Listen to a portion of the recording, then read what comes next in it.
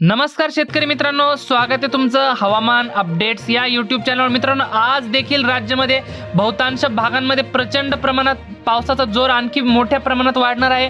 कोणकोणत्या भागात कोणकोणत्या जिल्ह्यात आपल्याला पाऊस होणार आहे आपण तेच या व्हिडिओच्या माध्यमातून सविस्तर पाहणार आहोत। तुमच्या भागामध्ये जर पाऊस झाला असेल तर आपल्याला कमेंट करून नक्की कळवा व तुम्ही हा व्हिडिओ कोणत्या लोकेशनवरून पाहताय ते देखील आपल्याला कमेंट करून नक्की कळवा।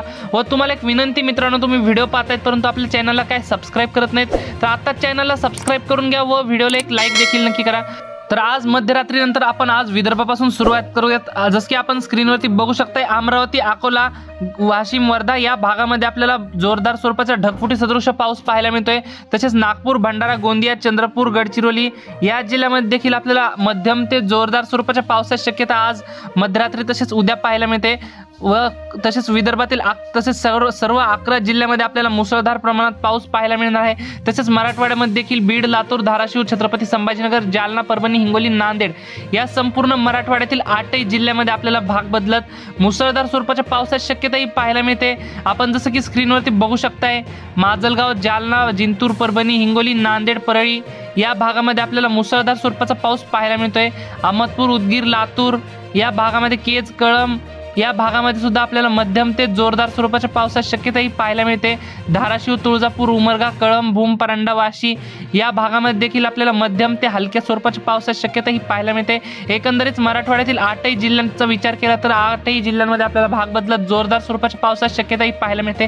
तसेच पश्चिम महाराष्ट्रामध्ये देखील सोलापूर, सांगली, सातारा, कोल्हापूर, नगर या संपूर्ण 6 जिल्ह्यामध्ये आपल्याला भाग बदलत जोरदार स्वरूपाच्या पावसाची शक्यता ही पाहायला मिळते। तर कोकणपट्टीमध्ये रत्नागिरी, रायगड, सिंधुदुर्ग, मुंबई, कल्याण, डोंबिवली, ठाणे, पालघर, रत्नागिरी, रायगड या संपूर्ण कोकणपट्टीतील जिल्ह्यांमध्ये आपल्याला पावसाची संततधार आपल्याला पाहायला मिळते। तसेच जळगाव, मालेगाव, नंदुरबार, साक्री, धुळे या संपूर्ण भागामध्ये देखील आपल्याला ढगफुटी सदृश पाऊस पाहायला मिळतोय। आपण जसं की स्क्रीनवर बघू शकताय, चाळीसगाव, मालेगाव, धुळे, जळगाव, साक्री, नंदुरबार या भागामध्ये आपल्याला या जिल्ह्यांमध्ये आपल्याला रेड अलर्ट पाहायला मिळते। अतिमुसळधार स्वरूपाच्या पावसाची शक्यता आपल्याला ही पाहायला मिळते। एकंदरीत संपूर्ण राज्याचा जर विचार केला तर विदर्भ, मराठवाडा तसेच खानदेश, उत्तर महाराष्ट्र या भागामध्ये आपल्याला प्रचंड प्रमाणात पावसाचा जोर वाढताना पाहायला मिळतोय। तर पश्चिम महाराष्ट्रामध्ये मध्यम ते हलक्या स्वरूपाचा पाऊस पाहायला मिळते। तर कोकणपट्टीमध्ये मित्रांनो आपल्याला ढगफुटी सदृश पाऊस या ठिकाणी पावसाची संततधार आपल्याला पाहायला मिळते। मित्रांनो, ही होती हवामानाबद्दल छोटीशी माहिती आवडल्यास आपल्या चॅनलला सबस्क्राइब नक्की करा। धन्यवाद। तर भेटूयात पुढच्या व्हिडिओमध्ये।